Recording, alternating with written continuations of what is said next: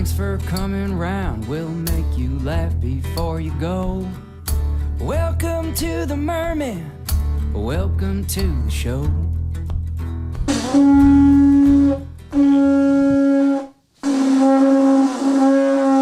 Yeah, I blew it enough last episode with our Spanish contest. We should go somewhere and just blow these. We should be walking around the grocery store and just randomly blow.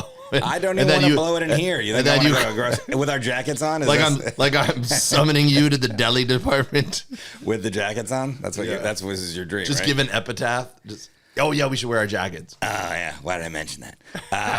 By the way, I went to your show last night. I didn't even see you at your show. Yeah, because it was so packed, you couldn't get around. I talked to your wife, and how dare you? You leave her alone. You leave your grubby hands off her. And your son Owen was there. You leave your grubby hands off him. I didn't touch him. We did a dap. I think we shook hands. You know what? I think I shook hands first and then dapped on the way out. Yeah. It's confusing for him. But I said, hey, do you really listen to the podcast? Because then he goes, yeah. And then he brought up the cleaning the shells thing, which was from the last episode. He's like caught up on all the episodes. Yeah. Which he agrees with me. We need to be cleaning these things. There's a lot of spit and stuff in there. Yeah, I opened up I guess just like the smart TV menu screen. Yeah. And recently played was the beginning of Forrest Shaw's comedy special.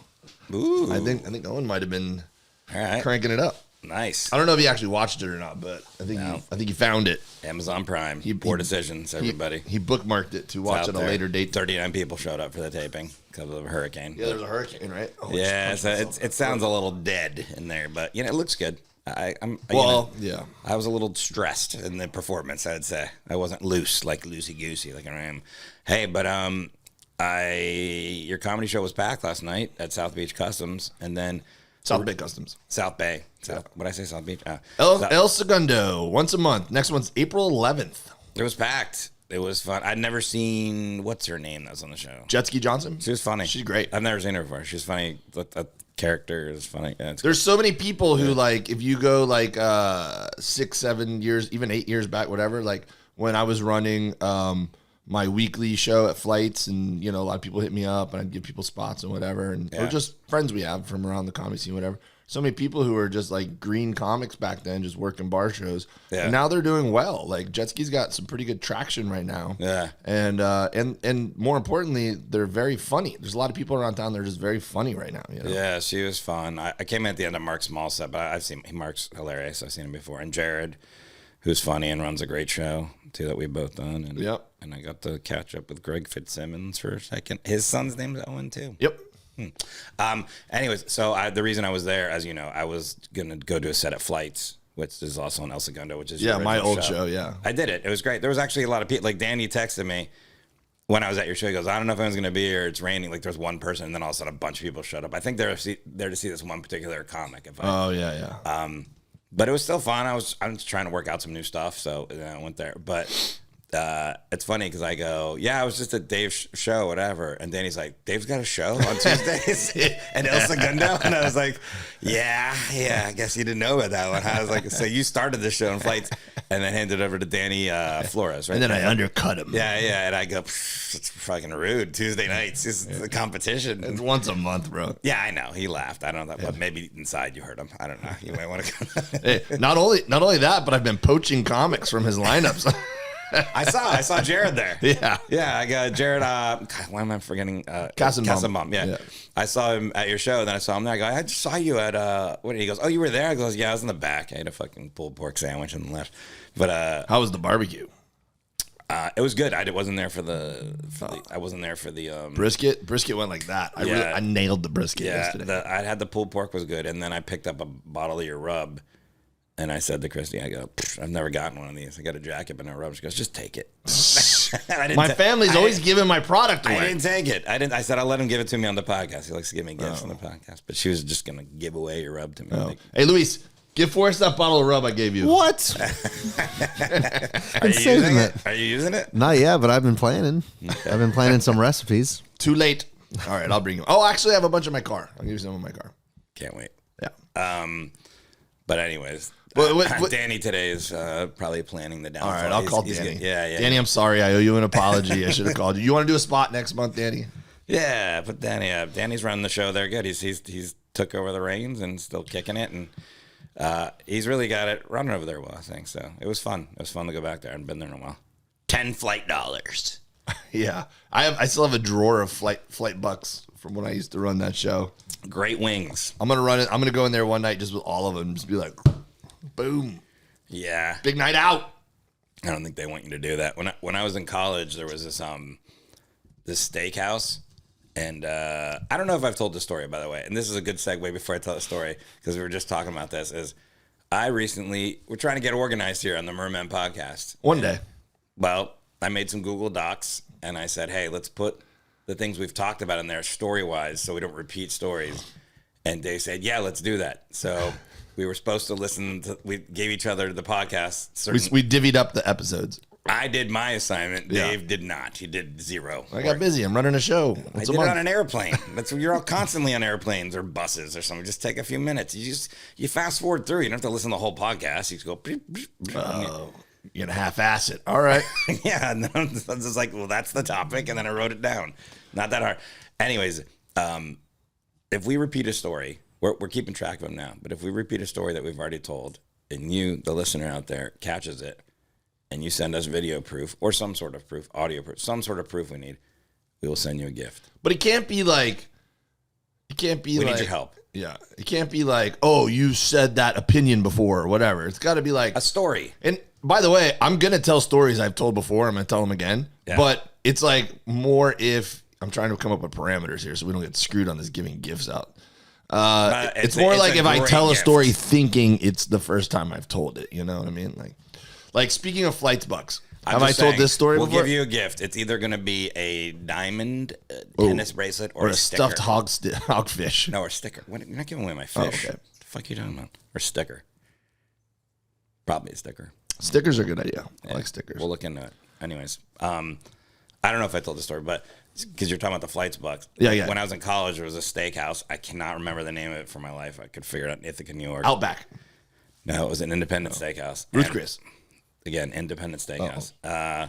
And Sizzler. When you would go there and eat, and you would order like a steak and a side, where at the end of the night, they would figure out based on how much you ordered or what you ordered, and they had a deck of cards that was like printed on the back, the name of the steakhouse, and they would randomly give you some cards with your ticket, the bill. And eventually the idea was like if you had 3 of a kind or you had a straight flush or something, like you would get certain meal items. Like if you had a royal flush, I think you could get like a huge T-bone with 2 sides. If you had a straight flush, you could get like, prime rib. I don't remember like what all the deals were, but like you had certain hands, like poker hands, And we had a friend that was a waiter there, and he ended up getting fired unceremoniously. And when he did, he stole a couple of packs of cards, and we waited like a year, I want to say. And he didn't go with us either.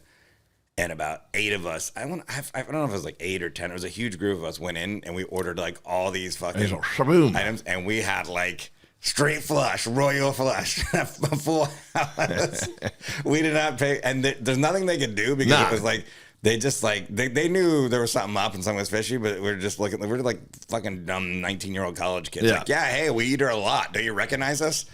It was like you got to take advantage of that too, bro. I mean, what's the worst they do? Call the cops. The cops are gonna laugh, What can they do? We didn't steal. We didn't. Nobody that was there stole those cards. Yeah, we just found them on the street. That man, and I think about, we did find them on the street. Yeah, they were thrown out of a window in case, I don't know what the statute of limitations are. You just went there and collected them. That's it. You're just lucky. When I lived in Charlotte, North Carolina, after college, I moved up to Charlotte, chased my my girlfriend, who's now my wife, up there. Wow. And can't do that anymore. Yeah, what? Can't be chasing women around. Oh, yeah, you just got to. Not in this climate. I followed her. She led. How about that? Is that better? Consensually? Yes. Consensually chased her? Yes. She was empowered by it. I'm looking up the name of this, but I'm listening to you. Oh, okay. Yeah. The steakhouse you're looking up? I'm just curious. Yeah, I'm listening to you. Okay. So, we were in our early 20s. We were still like, party years or whatever. But we had big boy job. Well, I didn't, but my friends all had banking jobs and whatever. So the city of Charlotte would do this thing called Live After 5 during the summer. And it was on Fridays. They'd close off a couple streets downtown, which in Charlotte they call Uptown. Okay, like live. Yeah, they do that. And they'd have live music. And so the way that you would have beers there is you'd have to go over and you'd buy raffle tickets, basically. And then the like a drink ticket. And then you would use that to go over to the beer thing. And they were like $9 a beer for a little plastic cup, Yeah. It was a ripoff. And this is before craft beer and shit too, man. So it's probably like Miller Lite or something.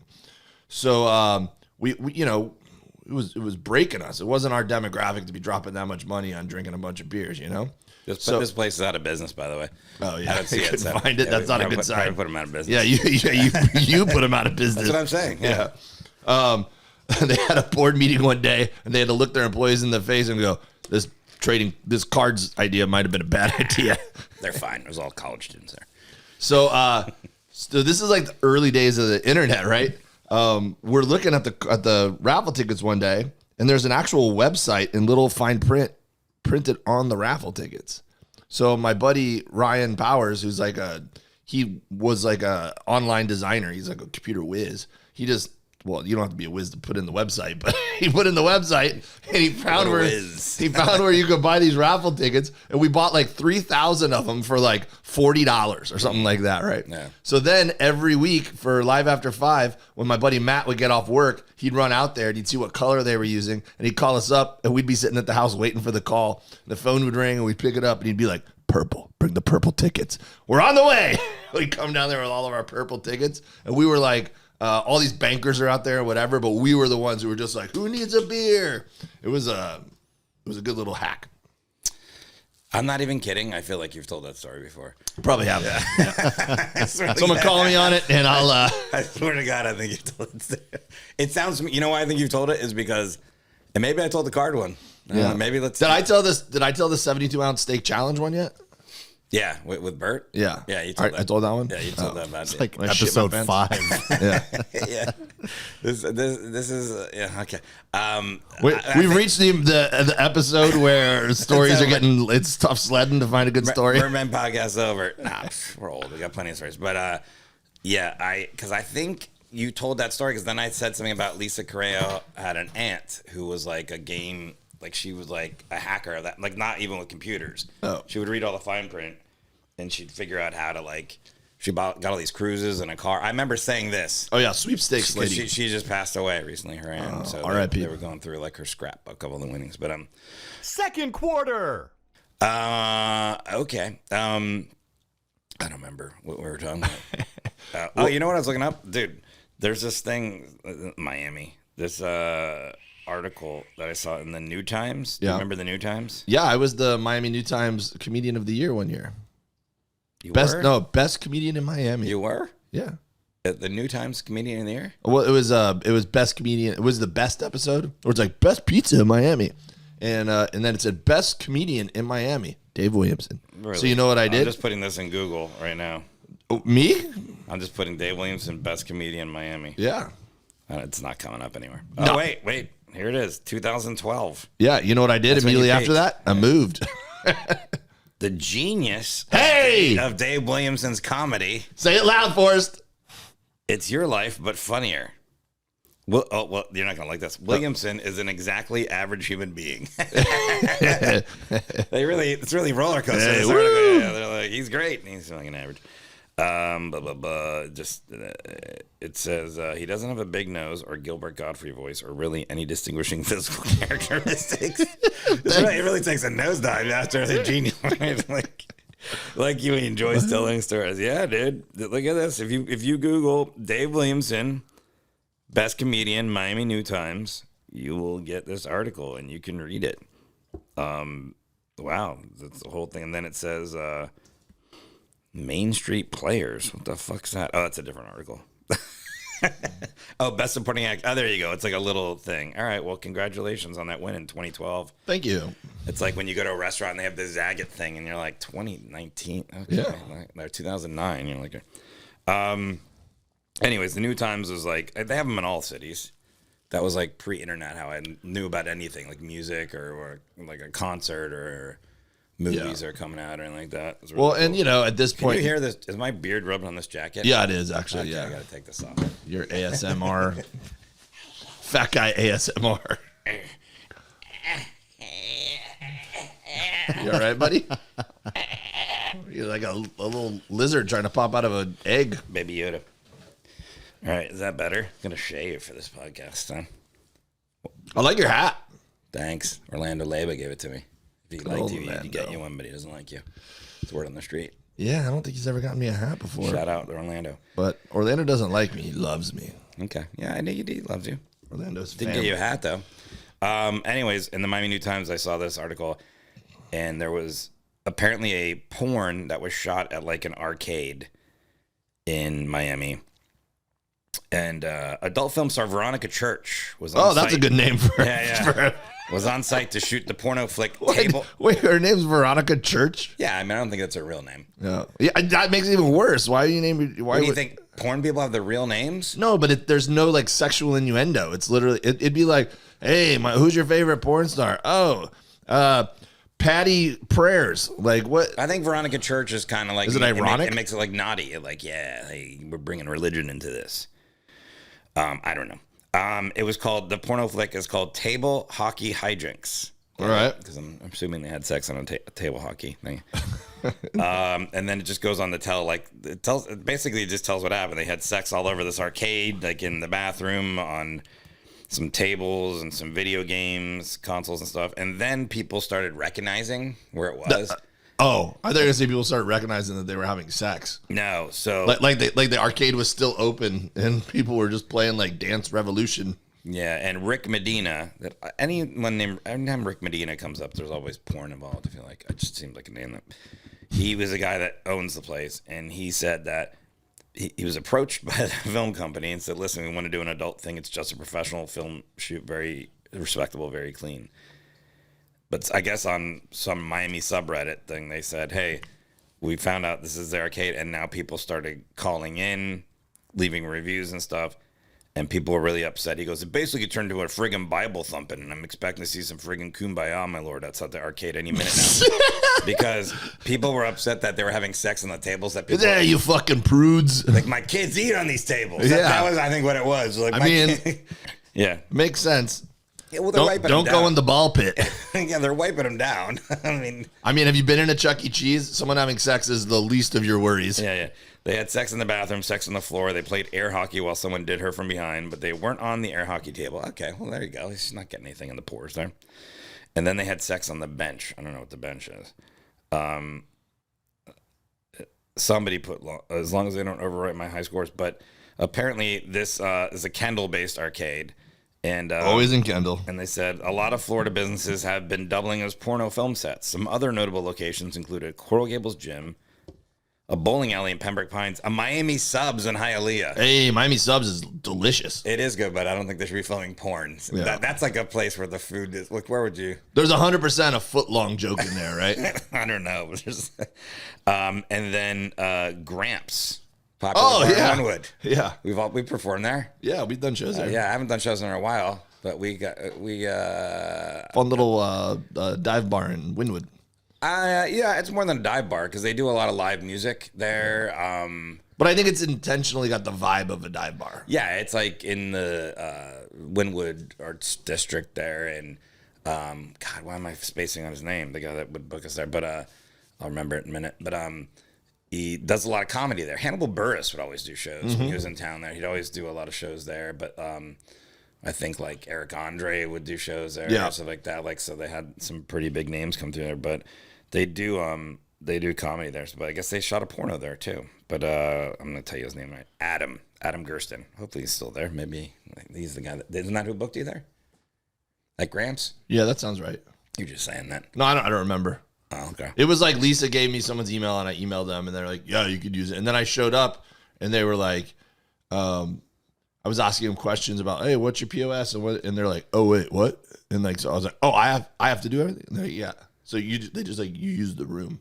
Yeah. I remember that too. Like you just go in. So I had to go to one of my friends and I had to be like, could you like take people's money at the door and give out wristbands? He's like, I guess. They did that for me. You just took the money? Yeah, it was just like. I guess they don't love you either. I mean, maybe I think maybe the manager wasn't there that night, so the employees just didn't know what was going on. They were like, "Oh wait, we have to do something." Shout out to Gramps. Hey. Then this guy talks about why he built the arcade and wanted to bring something to the community that hasn't existed in over 30 years.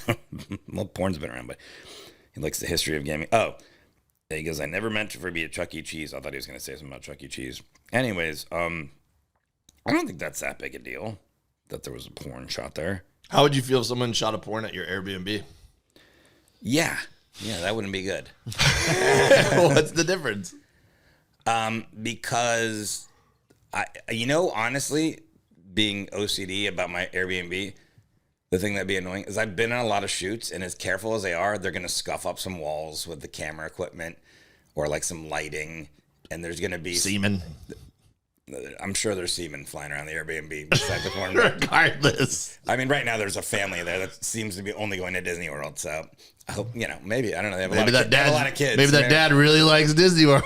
Yeah, but yeah, you've done Today shoots. was so fun. Luis, when you're on a shoot at someplace, it's like the people try to be careful, but by the end of the day, the crew's just like sitting eating Doritos in the corner or something, and then the crumbs go over, and then they're like, oh, sorry, just at the wire legs. That would be more of it, is just the actual sex at my Airbnb, fine. I have good cleaners, I've heard you talk to him on the phone multiple times. Yeah, they're great. Shout out, Group Wing Cleaners, Davenport, Florida. I don't know why I did this. I just did a white power fist. No, that's bad. Yeah. Like that. Uh-oh. Don't do the upside down 3-pointer. That's a thing too. What's that? Oh, you're like doing white the Proud power Boys? thing or that's something, Proud Boy, right? Yeah. Well, that was worse than anything I did, because that's very specific. This could just be like, yeah, right on. Well, just going along with the theme. Like this. I'm just saying, you could be like, yo, 3-pointer, but then like, oh no, that's white I power. wouldn't Don't do say it. 3-pointer ever. There's no point when I say 3-pointer in this. But I would probably notice on my Airbnb, I have 3 cameras. I have one by the front door, one in the driveway, and one on the side. And I tell people, I say, look, the one by the front door I leave on when nobody's there. And when people check in, I just look at it to make sure it's the people that are supposed to be checking, because they tell me a certain amount of people, so I just count the people just to make sure there's not over the amount that would be sleeping there. Oh, you're talking about on your cameras? Yeah, and then I turn off the front door camera because I don't want people to see it glowing on and off the whole time. I'm just like, enjoy. Just see Forrest's eye. Enjoy your stay. I don't want to be like just snooping around, but I will check the driveway to make sure they're like at night, to make sure there's no parties and stuff like that. But this family, for instance, this is a family with kids that's in there. I've barely checked it because they're just clearly a family of kids that are going to Disney World. But when it's like a little bit younger and whatever, I'm a little bit sketched out. I'm like, all right, it's 10 o'clock, 11 o'clock. Now let's see what's going on in the drive. Okay, good. Only one car. So because I've had one party incident in there, and it was messy.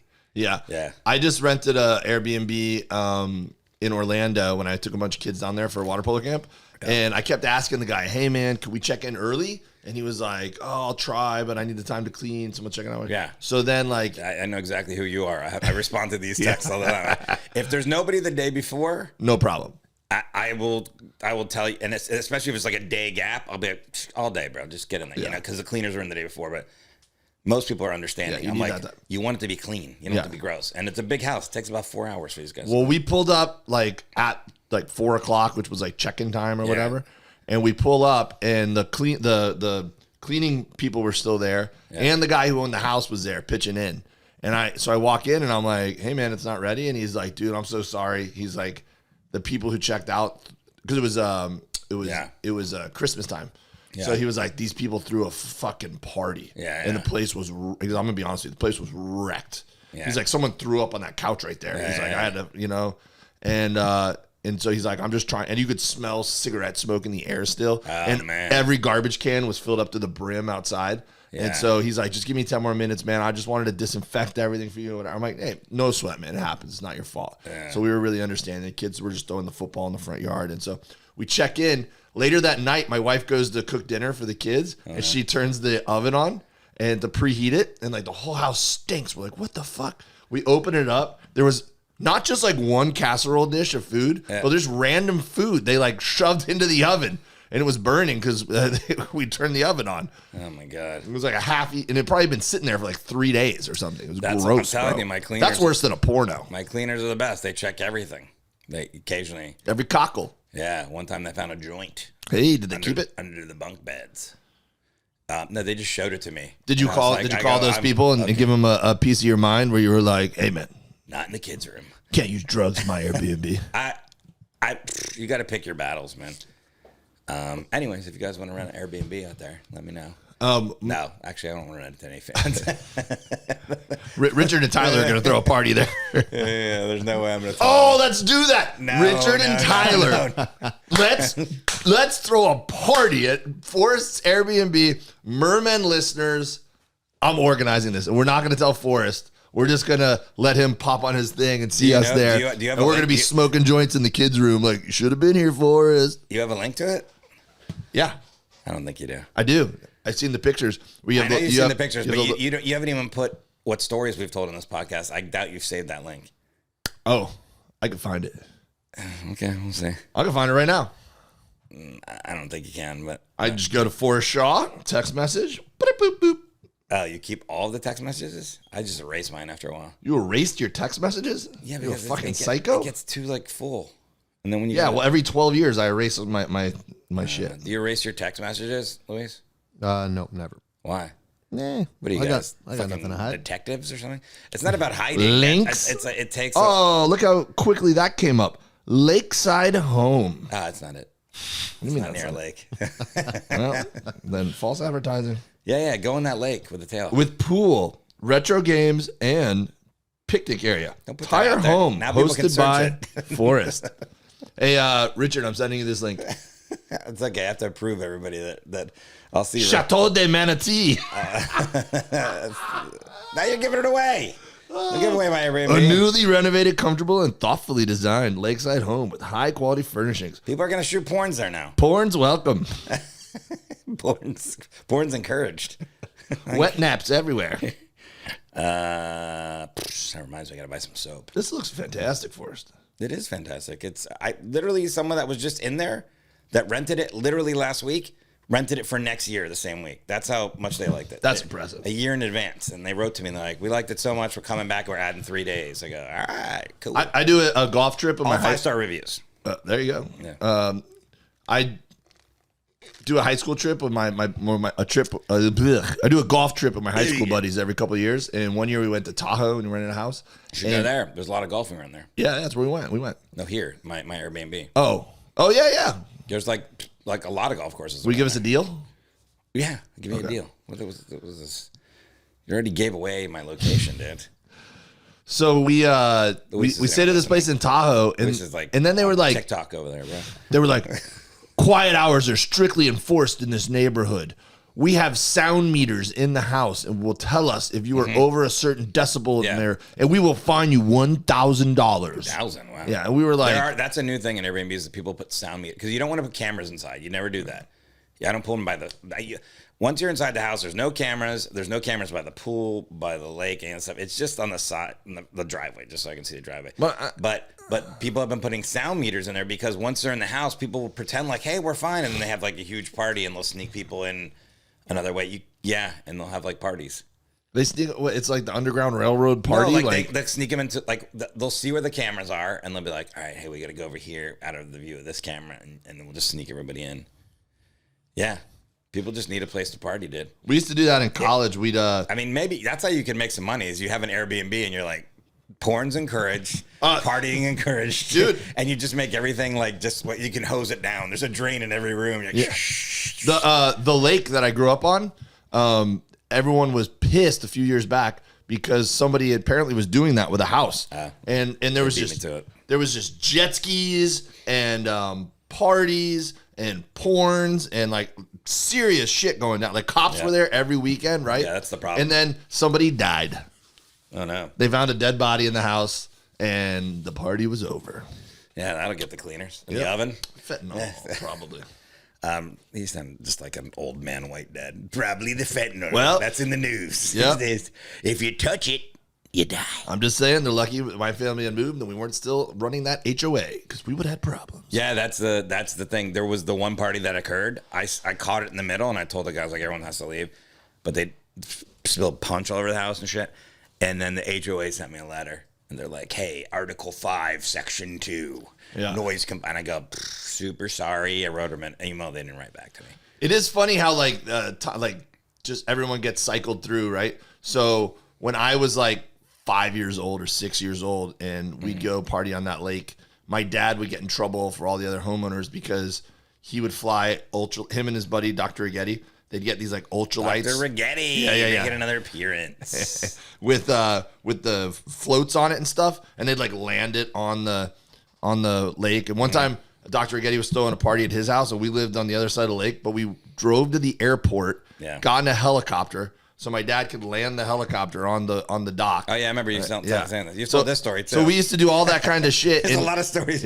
We throw my dad for New Year's Eve one year spent like $10,000 on fireworks. Yeah, and he bought an old floating dock. It's like he was scouting everyone else on the lake, and he was like, that guy hasn't touched his dock in like 10 years. So he goes over, he goes, I'll give you $100 for your floating dock. And the old man was like, take it. Yeah, great. And my dad anchored it out just past outside our house, on the lake. And then he set up all the fireworks on there with an electrical wire coming up to the backyard. And at midnight, he was like a little kid sitting Indian style and just started hitting the buttons on the box. And this fucking fireworks. So we used to do all that kind of stuff, man, just bonker stuff. And then you fast forward to now and we're like, don't Airbnb out your house. This is a family neighborhood. Yeah, well, I'm sure that they wouldn't have liked that back then. Airbnb wasn't a thing then. They just thought he lived there or something. Yeah. By the way, if I catch the story as it's been told, or Dave, you don't get the sticker. You can't just send it in. Oh, yeah. If we catch it before you also, catch it's been a while since you've said something where I'm like, what the fuck? And you're like, yeah, we're just flying on one of those seaplanes. And anyways, after that, we got in a helicopter. Like, you want me to talk about some rich kid shit? Is that what you're saying? No. I got murdered doing we did Something's Burning at Super Bowl week in Phoenix. And so, Something's Burning is Bert's cooking show. You did it with Jim. I was on with Jim Jeffries, yeah. And so it was me, Mark Norman, Big J, and Shane Gillis. Yeah. And we were all super hungover. And so it was tough sledding to even talk. I mean, everyone was just hurting. And I was just being me, And I kept going back to this joke where I was just like, do you guys ever go on a business trip with your dad? And then and I just was like doing intentional rich kid shit. Yeah. And I got buried in the comments. In the comments? People didn't like me. I never looked at the comments because when I did it was a big mistake. I looked like the first day and there was already some of that shit on there. And I'm like, I'm not checking this again. I'm assuming I got like some shit too because it's like Bert and Jim, I was like, well, they're just going to dominate this conversation. Yeah. And occasionally I would chime in. Well, yeah. And then I was on with four of them. Yeah. And it's all guys that are their fans. Like Bert's fans know me, but like, the Legion of Skanks fans, they don't know who the fuck I am. And they're like, what's this guy doing on with these legends? How cringy this guy's trying to chime in and keep up with these guys. I'm like, I was just trying to stay awake. Like, forget about keep up. Yeah. The Legion of Skanks has some very hardcore fans. Yeah, savage. The Legions. Yeah. We're a Legion. Here we talk about, I got free beers one time in Charlotte. Merverts. Yeah. Hey, call our 1-800 number. But yeah, I never looked at it, but Jack Hackett, Jim's, was part of our podcast, but also Jim's assistant. Is that the musician? Among other things. He's also in the Doohickeys. The Doohickeys. Going to see him tonight. But he looked in the comments and he said, the comments are pretty good. He was saying it for Jim. He goes, people really liked Forrest. I go, really? I was like, I think he's lying to me because I remember just being like, yeah, anyways. Cool. I told one story about like fucking a mattress when I was a kid. And Bert did that. Getting caught by my mom. And then they just kind of glossed over. I was like, all right, if I can't even tell the fucking the mattress story, we're going to yeah, it's the best. That's my best stuff. It's like, we'll move on. But it was fun though. I got a knife. Oh, it was a gift. Yeah, they sent me a Christmas gift. But there was no card to it. Oh yeah, you told me that. And it was like, I got You're back like, who gave me this knife? I got back from the trip from Asia, and I'm just like, I have this box full of mail and different things, and some people had sent me some Christmas gifts, which is nice, and cards. And by the way, Christmas cards. Do you send one out with your family, like what you did that year? Never. Yeah, that's my wife. That's weird. One year, my wife got over it. She was like, "Fuck Christmas cards. We're never doing them again." And I go, "All right." It's weird. Look. You'll get a picture of somebody's family. Hold on a second. Well, social media. That was a person I live with, and anytime they text me, I just feel like my house is on fire and our niece died, but wasn't. There's a shooting of porn. Put the package by the door, please, if it comes. What was I just talking about? Christmas cards. Oh, yeah. How they're unnecessary. So I'll get Christmas cards from people that have families, and it's like them and their husband or wife and their kids, and it's like all these photos that are staged or whatever, or sometimes it's just shit they did that year. And it's always like, I'm a single dude. So it's like, are you trying to mock me when you send this? You're like, hey, look at us and our family. Hey, what are you doing? Yeah. Like if I sent what I did, it would just be me and my dog, and it'd be me in my underwear playing PlayStation, eating Taco Bell. And it'd be like, check it out, guys. And the other weird thing is like, that's acceptable for you to send pictures of your family and your kids, and then I can hang it on my fridge. That's acceptable. But if you showed up to my house and I just had loose photos, those same photos, but just loose on my table, you'd be like, what the fuck's all this shit? Why do you have photos of creepy, my bro. family on your thing? Yeah, cool. It's just stuff you did this year. I just had some photos. I just downloaded them on Facebook, put them on my table. Pretty cool. Yeah. This is now that you bring it up, I'm thinking back to when I was a kid. This was a very early level superior troll job. There was this guy, and now I see why he did it. Now that you're saying this, there was really? He did something that the idea I just had. So every year, like you'd get the Christmas card, and your mom would put it up on the wall, and then you'd have a whole wall of Christmas cards from that year or whatever. Well, there was this dude who my parents knew, but I didn't really know who he was. But he would send one every year, and he was a single guy, and it was always him doing some awesome shit. Yeah. So it was like him. Like I remember one specifically. Money fanned out. Look at all the money I saved. No, he was barefoot water skiing behind a helicopter. It was like shit like that, or it was like he was like on a Iditarod like dog sled in the middle of nowhere. Yeah. Like holding a beer or something. Like And I was always like, man, this guy does epic shit. Yeah. And my mom was always like, oh yeah, that's so and so, whatever. I'm gonna do that. I think this year. Should do it with just like some funny photos of how my year went with no family and kids. And what are you doing, Luis? Today? You're not even paying attention. I got what's going on over there? You gotta get once in a while. I look over and I just want to see what's going on. And the whole time you've been on your phone. Just once in a while, I want you to pretend like you're listening. There. He's going through his your Google sheets that you made. Oh yeah, what did we just say? Christmas cards. Jay thinks they're unnecessary. You want to do one yearly when no, I said they're unnecessary. Let me make my stance. There was a joke in there. Let me make my stance very clear. Christmas cards were a cool thing to get several years ago. Go back to your phone, Luis, by the way. I don't really care that you're on it. Just felt like, breaking it up. Yeah, you don't deserve this strong Christmas stance I'm about to take. Okay, your stance, sorry. Christmas cards were very necessary a long time ago. It was a nice way to see, oh, look how big the kids have gotten. Oh, here's an update on what we've been up to, our year in review. And it was nice. And then you'd also have, like, for a little while you put it up and, you could keep track of everyone. Away oh, they got a new dog. Oh, yeah, very cute. I forgot. They have 3 kids instead of 2, whatever. But now, with social media, you get a Christmas card every fucking day. So if you don't update your content, if you don't update what's going on with your family, then I don't need to read it in paper and kill the trees and see it every year and clutter my mailbox around Christmas time. So I think it's very polite that my wife and I do not. We do a digital Christmas card. We do a Christmas post. I don't even want the digital. Well, yeah. I don't even do that some years, to be honest. Away. I go like this. I go, and garbage. Well, because you know what's funny about check it in. The digital one, I open it. My older cousin sends me the digital one, so I check hers out. But then I'm like, well, I'm not gonna hold on to this. I gotta delete it then. I will say a problem with it is now I'm at the point where my social media has family, friends, people who actually know me, and just fans, Mm-hmm. And so last year I posted a family photo of me wearing this red jumpsuit and my family is a nice family portrait, and I put a nice little caption at the bottom, Merry Christmas from Williamson's or whatever. And the way the jumpsuit was situated in the shadows, it looked like I had the biggest bulge ever, right? And so all the comments were it was like my aunt, like, Merry Christmas to you guys, we miss you, love you, sweetheart. And then the next one was like, Dave's got a hammer. Holy shit, look at that candy cane. It was just all these comments about how big my package looked. We could do a Mermen Christmas card? Yeah. I'm in on that. I'm just kidding. We're not doing that. I know, you jackets, tails. Can we dress up Luis like Elian Gonzalez? God damn it. Yeah. Well, it'll be a good Christmas card. It'll be better than the Legion of Skanks, you know.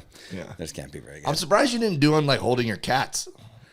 I don't think I did anything with my cats.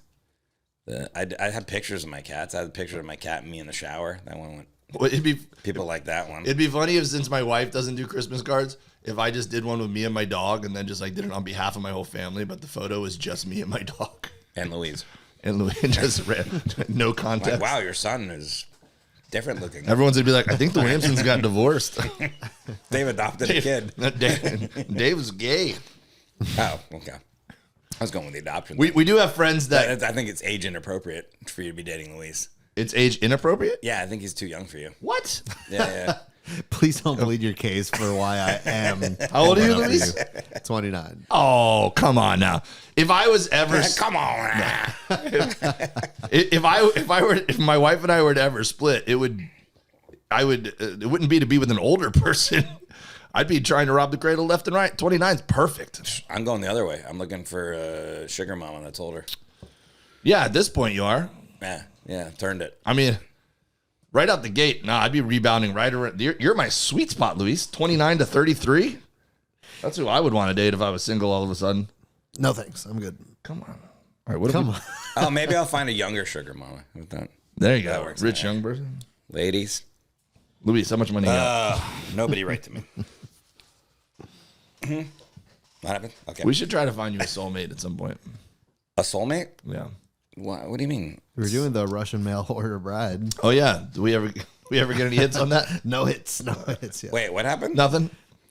You put me on that site? Nah. Are you serious? No. We didn't. I hope you did not. But that is a good idea.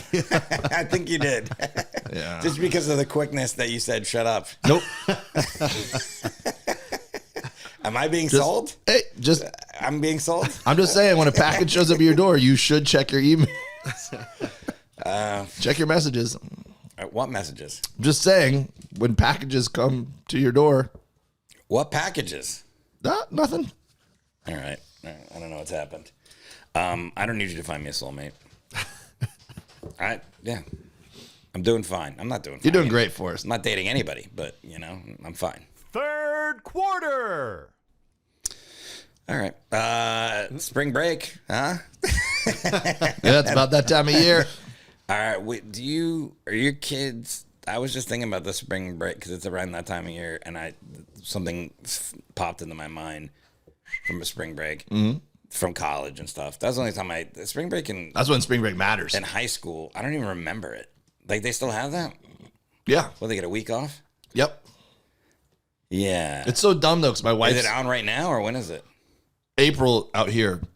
Yeah. It's different. Sorry, it's different all over the country. So even my wife, teaches, and my kids are students, and they all have different spring breaks. It's so annoying. Like we were going to go to New York why or go couldn't they somewhere for the week. coordinate that? Right? Come on, man. No, that was it. Come on. You have more of that? Come on now. In college, spring break was a big deal, though. Yeah, But you know what was the thing? I went to school in central New York where it was freezing, and everybody wanted to come visit where I lived. Yeah. So it was always like, we're going to Florida, right? I'm like, I guess, fine. Yeah. Like, that's not that exciting to me.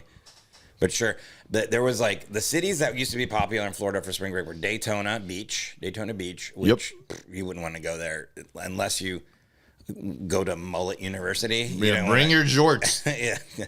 It's everything's run down there. Dude, do you remember the gig we did in Daytona? Yeah, it was like off Daytona a little bit. Of course I remember it. There was fleas in my hotel room. It was for I don't want to say the name of the people that booked us because they actually book good shows. Oh, I don't think they'll care. No, I don't want to throw them under the bus because they right. they actually book good shows. But this is what made it worse. But this is what made it worse. I've done many shows for them that were good, but this was the first. We were the inaugural show. Yeah, they were trying it out. And it was at like a Spanish restaurant, maybe, or something. Yeah, it was maybe a Mexican place or something. It wasn't Mexican. I want to say it was Spanish or something, Colombian. This is how you knew it was going to be that. They gave us, the advance, that when they send us like our information for the gig, how much you're going to get paid, who your contact is, whatever. And they said you're going to be staying at the Daytona Beach Hilton. Yeah. Which is like on the beach. Yeah, we're like, cool. Hilton's not bad. Hilton's not the best, but it's not Well, bad. I thought it was even better than that. I thought it was like the Ritz or Marriott or something. Yeah. It was at maybe it was a Marriott, but it was at a nice hotel. It was at an upper level hotel. It wasn't a shitbag. It was actually, you were doing shows somewhere in Orlando, and I was going to do that one nighter there. Mm-hmm. And so then I go, Forrest, do you want to, like, if you're already up there, just come over and open for me? Oh, yeah, because I go, it's nice hotels. I go, we'll hang out on the beach. We'll have a blast. And you're up there, and you're like, dude, let's go. So then we got the advance, and like, yeah, we had the hotel, and it was way out in advance because it was the first one ever, like you said. And then like a week before the show, they emailed us, goes, hey guys, updated advance. It might have been like 3 days before the show. Yeah, now we're staying in a Motel 6 off the highway, nowhere near the beach. And we were like, God damn it. I think one of us saw it. I don't remember. And we called one of us called each other and we're like, did you see the hotel now? And they were like, we'll still have fun. Yeah. As long as we're together, we'll have fun. So we go in a hotel and then we check in and then we're getting ready for the show. And this is when I used to iron shirts for shows. I don't give a fuck now. Just wear a wrinkled shirt. Just put a jacket over a wrinkled graphic tee. I'm good to go. But I had like a button down shirt that I was ironing. And I go, there's no iron in here. Do you remember this? Yeah. I go, there's no iron in here. So I call the front desk and like, oh, you need to iron? All right, come to the front desk. And they had one iron. And it was like attached, not to like a cinder block, but it was attached to like something so you can bring it back. Yeah. I'm like, oh, yeah. Hey, I can just cut this off. Hey, I swear to God this happened. I go, hey, do you have the Wi-Fi password? And the guy opened a drawer and gave me an Ethernet cable. That's right. Yeah, that's right. Yeah. He handed me a 5-foot Ethernet cable. Yeah. There you go. You got the cable. I had the iron. You got bring that back when you're done because that's all we got.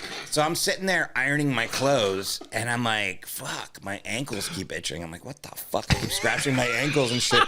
And then I look down and I'm like, are those fucking fleas on my fuck? And I look and there's like, bing, bing. There's like literally fleas. So many fleas. I can see them on my legs. So I immediately grab my suitcase. I put it on the top. Like I'm like, oh, there's fucking fleas on my suitcase. Holding it over like you're in a sinking ship, just holding it over your head. Yeah, I put it on the top and then it was like, I went to the front desk and they weren't like, oh my God, look at that. They're like, yep, all right, we'll get you another room. You got one of the flea rooms. I was like, wait, I'm remembering this now. Yeah. I think I called and asked about Wi-Fi. And then they go, oh yeah, come get the Ethernet cable. And I go, what? They're like, yeah, we have it. And I go, all right. That's probably when I got the iron. So I walk down to the lobby. When I walk down to the lobby, I see you down there and I go, what are you doing? And you go, I got fleas. That's right. I go, what? And you're like, they're biting my ankles. Oh my God, my ankles were like, there was like 1,000 bites on my ankles. And then didn't we go? So we went. So I got a new room, and then I checked. I like did a flea check. I just put my bare feet on the ground for like 5 minutes. I go, all right, seems to be no fleas in here. I was like looking around, like, I don't know, fleas. I still put my bags on top of the dresser, the whatever, the cabinet thing. I was like, no flea. I'm sure there's gonna be you got to bugs. check your mattress for bed bugs every time too. That's I always important. check for bed bugs. Every hotel. Yeah. I taught the couple that Garen and Autumn, my friends who went with me on the barbecue trip. I taught them how to do that. It's under the seam. Yeah. And they called me all excited a few months ago. They go, we found bed bugs in a hotel. We knew to look for it because you told us. I'm like, life skills. Yeah. You lift up the mattress. You know how to do this, Luis? Yeah. So you pull the sheet back, and a lot of time, if there's a mattress cover, you're in a good spot because usually those prevent bed bugs. You just wave your ankles around, Luis. Yeah. But if there's not, and the mattress, that seam, the big like thick seam, they'll be underneath that. You turn that over, and you look for bed bugs because they're big enough for the naked eye to see. Hack. Yeah, and if you get them, you ain't getting rid of them for a long time. Yeah, definitely. That when I check in, I usually don't open my suitcase and I put it somewhere else until I check. I don't give a fuck what hotel it is. Yeah, we can be at a Ritz-Carlton. I'm like just checking for it. Yeah. Anyways, we did the gig, right? I remember. Did we not get paid? Oh yeah. So do you remember? Comedy's fun. Yeah, I remember every single audience member from that night. Yeah, there was 5. There was 3 different groups of people, so let's just call it like 9 people there, right? One they weren't bad though. No, but if I remember, the crowd wasn't bad because I had to go first. Yeah. And by the way, no stage. No just stage. like see that no light. See that section just, of the floor. Just a over there? karaoke machine. Like tell jokes. Yeah. We've been planning for this for months, guys. One was a family who lives in Georgia who's been to 1,000 of my shows back then. They used to always support me. They're not anymore. I don't know if that one. Yeah. Well, they still follow me on Facebook and stuff, but they had seen my whole act like several times before. So I'm like, oh, cool. Half the crowd seen my act before. That's helpful. Yeah. I remember this like it was yesterday. And then what year do you think this was? 2009. Yeah, 2008, 2009, something like that. Yeah. So then, so that was one table, and then another table. There was an old folks home across the street from the restaurant, and so it was a bunch of old people that walked. Not a bunch, like 3 ladies walked over from the old folks home. And then, do you remember who the third table was? No, the people who own the hotel. I don't remember that at all. They were the people that own the hotel, and you went up and you're like, I got fleas in my hotel room. They got free You're tickets. like, fuck this town. We're supposed to be at a Hilton. Yeah. Is that what I said? Yeah, because they were there. They were there, and we and they talked to us after, and they were just like, oh, we're so they were ethnic, and they had an accent, and they were like, what does this matter? Ambiguously ethnic. They were like, we're so happy. You could have gone through the whole story without. No, don't do the accent. Yeah, okay. So when we went back, we saw them at the hotel, and they lived in the hotel because there was one of the hotel rooms like on the corner, and it had like 3 DirecTV dishes out the back, and we saw them smoking a cigarette out front of the hotel room. Had an iron and probably. Cable. It's got its own. Yeah. I just remember we went across the street to some sports bar. But at the end of the gig. These specific gigs, and most gigs. Oh yeah, you're supposed to get paid. Sometimes when you do a really big gig, where there's like, if you do a theater gig, for instance, you might not get paid out then. It's gonna get paid, but the gig like this, you're supposed to get money at the end. And because it was the first gig, it was just like the bartender was running. Yeah, nobody knew. And she was like, "No, I'm not supposed to pay you." And we're like, it was late, so we were like texting or emailing the bookers, and they weren't responding because it was late, and it was like. Nah, I think we're supposed to get paid. Nah. And then, like, the next day, we talked about, yeah, you're supposed to get paid. Yeah, great. We're not seeing this money for a while. We got paid eventually. They paid us, but... Did we not stick around and go to the restaurant that morning? I don't remember. I think we were like, they're opening at 11. We're sticking around and getting paid. Anyways, Daytona Beach, fun. Yeah. And then Panama City was the other city that... I went to Panama City a lot. Was the big spring break destination of Florida. That's where... Wasn't that where that Spring Breakers movie was shot? Did you see that movie? With dude, Selena Gomez, Vanessa Hudgens. Yeah, and what's the guy? Why am I blanking? James Franco. Dude, that is like James Franco. Like, I don't know if he would have won it for that movie, but it was like an Oscar level performance by James Franco in that movie. The movie's kind of fucked up, like not in a bad way, but it just kind of like it devolves where you're kind of like, no, I get it, I get what you're trying to say, and the point here is up. But have you ever seen it? I don't think so. Ah, well, there's. Was it up for an Oscar? No. But it's an interesting movie, and James Franco plays kind of like this guy. He's got a grill, and he's like a drug dealer, kind of armed to the teeth, but kind of weird guy. And he kind of brings these girls that are on spring break that are kind of. I won't ruin it for you if you watch it. It's an interesting movie. But Selena Gomez and who else? Vanessa Hudgens and. Yeah, that's all I know by name. Yeah, and. They're in bikinis at some point, so that's if you're a creepy old man like Dave, you watch that. Yeah. And but James Franco's performance, his name is like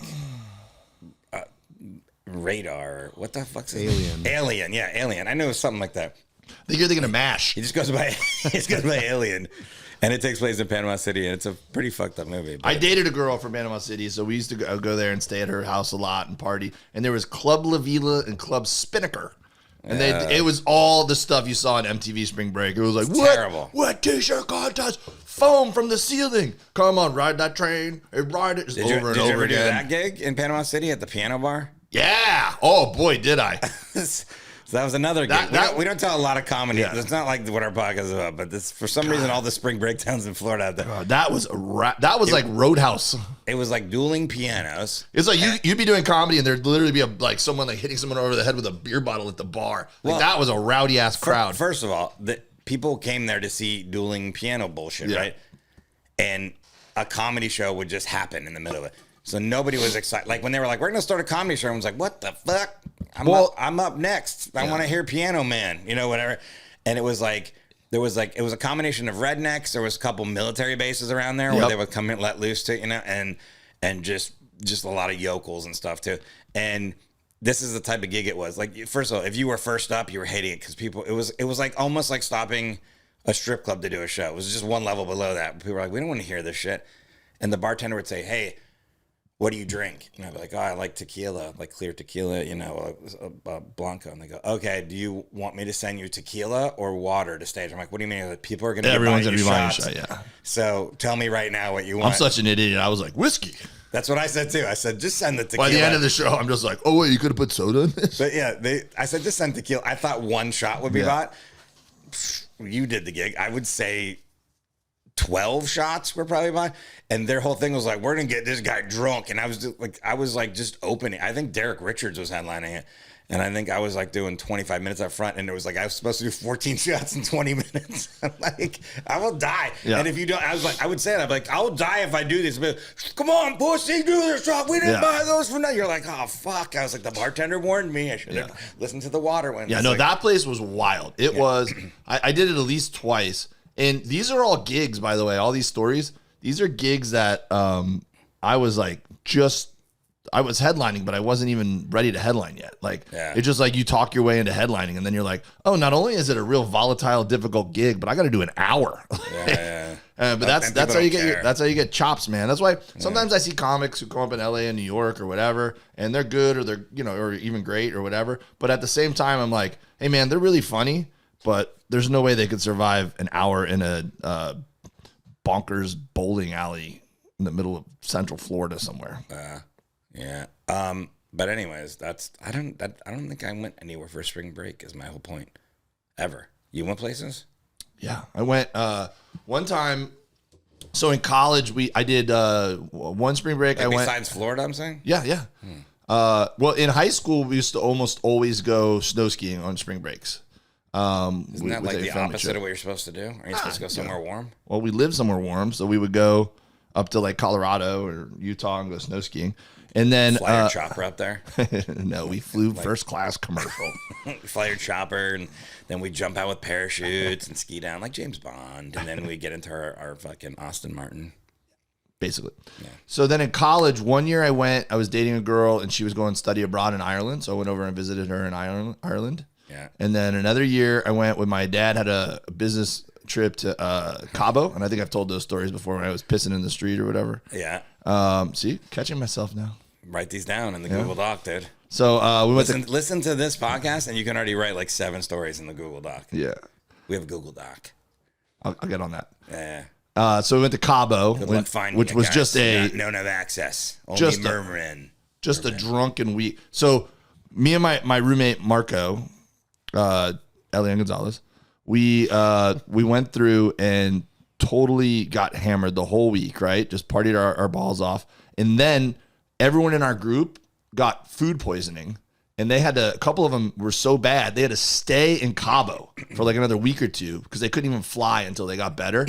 So here we are just abusing our bodies, and we're like, it was fun. See you guys later. And then, COVID. And then another year I went to, what was the one I was thinking of?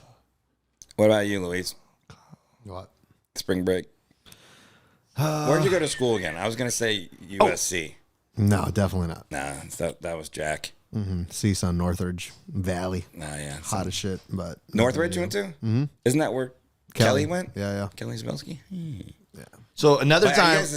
She's older than you? Yeah. Yeah, we didn't overlap at all. But. You didn't see her play volleyball? Nah. Back in the day? All right, so you went to Northridge. I did a show there a long time ago in the cafeteria. Oh, really? Good times. Wait, so... I did see Pablo Francisco there one time. Hey, I heard Pablo lives over on the west side. And did you never went on spring break? Not really, no. I mean, because you're already in California. Yeah, exactly. Yeah, hey guys, spring break. Right. But you're right, man. When I was in college too, and we had breaks, a lot of times people would just be like, "We're coming home with you." So I just have a ton of people. Yeah, literally, staying people at my would house. tell me that. They'd be like, "Hey, we're going to go with you in Florida." I go, "What? I didn't invite you." So then I have to call my mom. Is it cool if some people 5 people are going to sleep on our floor? I'd have 5. It was usually 1 or 2 that I couldn't do 5. I didn't want to do that to my family, but So one year we did a trip down to Cancun because somebody that we knew had a timeshare there. How many spring breaks did you go on? One a year. Yeah, but it sounds like you've named 10 already. I was in college for 5 years. But you've named 10 trips. You're like, one time I went skiing, then Ireland, then Cabo, then another time Cancun, another time we went You got to seize life, Forrest. bear wrestling. Can't waste the spring break. Yeah. So it butted up against St. Patrick's Day. And Savannah, Georgia has these gigantic St. Patrick's Day celebrations. They have a huge one. Yeah, it's probably the biggest. Yeah, so we got invited to that too. So my whole group of friends, like the boys and girls, like, our little water polo clique, we went to go stay with a friend for 2 days in Savannah and party there. And then we were going to drive from Savannah up to ATL Airport and fly from there over to Cancun to stay in this person's timeshare, right? So after 2 or 3 days of just foggy partying in Savannah, we get to the Atlanta airport, me and Marco, and maybe like it was just me and Marco in one car. And then we were meeting the other car people that were coming from Auburn. That's what it was. And we get there and we're waiting to board the flight. And none of our friends are there. And this is before people had cell phones really, or at least not reliable ones. And we're waiting and it's like last call. And I'm looking at Marco and I'm like, what do we do? And he's like, well, I don't know where we're staying when we get to Cancun. Like our friend had all that information. It was her family's place. And so like last second, I just look at Marco and I go, I'm getting on the plane. Like my parents bought this plane ticket for me. I asked them to give me the money to buy this plane ticket. If I got to sleep on the beach, I'm going to Mexico. And he's like, all right, let's go. So me and Marco got on the plane and it took off. And then I was like, this might have been a bad idea. I started getting anxiety. I was like, we're going to be fucking stranded in Mexico. And we got a payphone. When we got to the, what's the name of the, Luis, ¿cómo se dice the airports that you would fly into to go to Cancun? The Cancun airport. Oh, is there a Cancun airport? Yeah. I've been to yeah, it's crazy. Like you walk out and as soon as you walk past that one, after that door in immigration, there's a bunch of people asking you if you want to ride. Yeah. And if you don't know anybody, like, sure, this seems like legit. This guy's not going to take me for fucking all my money. So, and then you can go, that's Cabo, the one I'm thinking about, where they have all the thatched huts where you can just drink while you're waiting to get on the bus. Yeah. Great. Just like you want a fucking beer and some guac. The bus driver's there, like, give me a minute. Yeah. I go over to the payphone in Mexico. So our friend Jen, who we were going to stay with, her older brother had played water polo at University of Tennessee. So back then you actually had a phone book. You had like a contact book with everyone's phone numbers in it, right? Yeah. So I look back at this dude I knew and I'm like, all right, we only have a few quarters to make this happen. What do you call a quarter in Mexico? ¿Cómo se dice? A quarter. 25 pesos.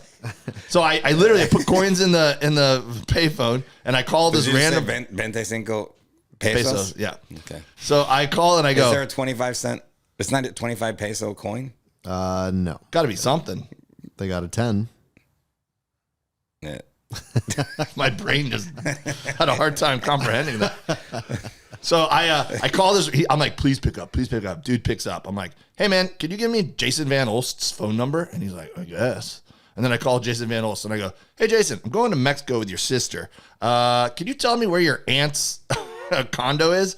And he's like, well, why can't she just take you there? I go, oh yeah, she's missing. And so he's like, all right, I think it's called this or whatever. I go, cool. So then we get on the bus. Me and Marco still don't know where the fuck these people are. And when you get on the bus, they come down the aisle with a bucket of Coronas. Yeah. And they're like, $5. And I'm like, we're going to be all right, Not bro. dollars. Though. So we literally did that. Pesos. Your money's all wrong here. Whatever. So we get to the resort. They wouldn't let us check in because obviously they're like, we don't know who the fuck you are. It's not your place, right? So we're like, can we just store our suitcases here till we figure shit out? And they're like, yeah, sure. So we got a bucket of beer, went and sat on the beach, fell asleep on the beach, and then they showed up like 5 hours later. We're like, thank God, because we had no plan where to sleep that night. If this friend of yours would have went missing and had died, you guys would be in prison. Yeah. They'd be like, and then they were like, yeah, she's missing. Anyways, they checked in, they went over, you'd be the prime suspects. Yeah. Yeah, well, good thing she's alive or was alive. Well, hopefully she's everything still worked alive. out. I'm not going to tell in this episode, but remind me to tell you when I got pulled over by the police in Tulum outside of Cancun. We should have done last episode. Federales? We should have done last episode because it was the reason I got out of it is because I could speak some Spanish. So I'm pretty sure you said that story. Yeah, I told that story. yeah, that's right. That's was fun. I need to poop. Okay. Well, we have. ¿Cómo se dice poop? Fourth quarter. We have voicemails. We still Oh, yeah, doing we it? have voicemail. Woo! All right, let me white knuckle it. We still doing that? Because we got quite a bit, and we're at the hour mark. I think We said we were going to do it next episode. you want to go overtime? Or you want to roll them over? Just roll them over. How many are there? We got about like 7. 7 voicemails? Yeah. And texts? Maybe 2 or 3. What do you think? 2 or 3? What do you think? Should we respond to these now? That's a lot. We could do a couple voicemails. Why don't we just do one? We'll do one. We'll see how it goes. All right. And then we'll get to the rest the next episode. 3 347 Mervert. That's the phone number. I was going to ask Dave to see if he knew it, but what is it, Dave? 347. You just said 347, Mervert. Yeah. Okay.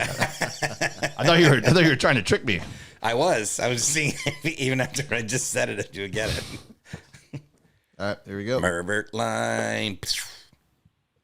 Good morning, Mermen and Lewis. This is Drunken John from Arizona. Wait, hold on a And second. backlash Drunken John week from about- is he underneath a quilt? Yeah. Why is everyone's audio quality on their phone so bad? It's just your phone.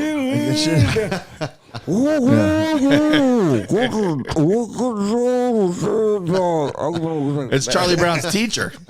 Drunken John from Arizona? Yep. Let's see if we can hear any of this. I don't know. That's all I got. Drunken John from Arizona. And that fact last week about dolphins and the prehensile peni blew my mind, guys. I think I feel like That wasn't our fact, though, but that was from McCall, right? Wasn't that the Naughty Mermaid? Yeah, blew his mind. Blew his speakers, too, apparently. Or something. Or his microphone or his something. voice box. Yeah. the Super Bowl here.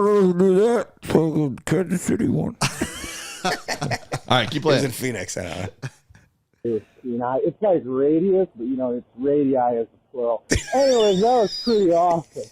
And it got me thinking, if I had a prehensile penis, I would do useful stuff with it. I wouldn't even use it for sex. It would be like holding cigars. Let me tell you something. If you had a prehensile penis, you should use it to grab a new phone from T-Mobile or something. Jesus. All right. Did you hearing this? Okay. I'm concentrating on it. Yeah. Okay. You're concentrating on this and not taking a shit. I have to poop so bad. All right. Great. Good visual. You've told that story. Carry an extra grocery bag. Might even teach it the ancient and delicate art of calligraphy. No, we Calligraphy. can't. We can't do this anymore. I'm sorry. Let's pause it right now. John, you got to call back with a clearer connection. He sounds a little bit like that guy that's on Instagram. The stoner guy. He's like, how's that? He like reviews. Stony things. McBlaze. Yeah, Stony McBlaze. Shout out Stony McBlaze. The guy He's like, makes you laugh. hey, man. It's like, wow. All right. We need to wrap this up. I gotta poop. Oh, really? Let's do one more. No, come on, bro. One more. I'll do one You can more go- because you can go poop while I do Yeah, this. I mean, I don't think I can make it home. I have to blow up your bathroom, Luis. it's a short one, and it's kind of clarifying a past voicemail that we had. Okay, and then we'll get to all the rest next episode. Promise. We'll make sure we get to them. Here we go. What's up, Dave? What's up, Forrest? Come on, are you serious? Are you serious? Did you know Fucking alarm in the background? Who are these people that call in, man? It's terrible. Hey, I'm on a construction site right now. Just was thinking about you guys. Yeah, I just broke into someone's house. Yeah. Because I was thinking I about can't think about these dolphin dicks. As I was robbing them, I was like, well, you know what? You can pick up all this stuff with your dick, throw it in a sack. Anyways, I'm Drunk John in Arizona. Give me a call, bro. Yeah. Sound cool. I'm driving in a convertible right now. Is that alarm on the whole time? I don't know. That's amazing. I actually didn't listen to it. I just read the transcription, so I know what the call is about. I read what the call's about, which is why I thought it's necessary. But Play it again just to see if it turns off at all. right. Yeah. It's a 20-second. Yeah, That's okay, quick. that's sure it's on the whole time. Here we go. What's up, Dave? What's up, Forrest? This is Mark again. Mark from Common Space, Dave. I just messaged you like you asked me to. Just called to confirm who I was. But yeah, I missed the show last month. Hoping to go out this Tuesday. Hear this. Hopefully I'll see you there. Talk later, Dave. How would he leave this? Now's a good time to make a call. Whoa. I thought the coffee was... That's so yeah, that was a previous episode. Someone called in and goes, "Hey, it's Mark," and we were like, Who? I still don't know who it is. Mark from Common Space? He's a dude. He comes out to all my local shows. I would consider him and his wife a friend. They've been very supportive. If you were a friend, you should tell him about how to make a phone call. All right. He's like, I've been losing business lately. I don't know. I'll reach out. I talk to people on the phone. They say they're going to follow through. They don't. Yeah. I don't know what's going on. Telemarketing's really been tough sledding lately. Is that how we're leaving the show? Yeah, I guess so. Dave, you have to shit? I think I'm all right now. I think I made it over the threshold. Should we do one more? If you guys can handle it, there's some long ones. Save that for the next one. Yeah. If there's anything short. Text messages. Read some text messages, then we'll get... Richard messaged me and said he did another one, but he said he kept it under a minute. I don't believe that. For a minute. Get it? Hey. Professional comedian. We can push him. We can just wait till the next episode. Yeah, let's just hold him. We'll wait till the next episode. We're recording it tomorrow. Spoiler alert. All right, when's this coming out? So for Luis? us, it won't seem like a long time. For March you guys, 27th. 2 minutes left. 2 minutos. Yeah. March 27th. Come see me this week. I am in Calgary at the Laugh Shop. Cannot wait. It's going to be a blast. I'm going to be in St. Louis. I'm going to be in Indianapolis in May. Got Grand Rapids down the road. Just added Boise, Idaho. DaveWilliamson.com for information and tickets. Go buy my all-purpose seasoning at DaveWilliamson.com. Follow me on the socials at DaveWComedy. Yeah, forrest.net. I think next week I'm at Throckmorton Theater. I know I am. April 4th. Yep. It's Mill Valley. If you're near San Francisco or New Mill Valley, come check it out. Great venue. Fun show.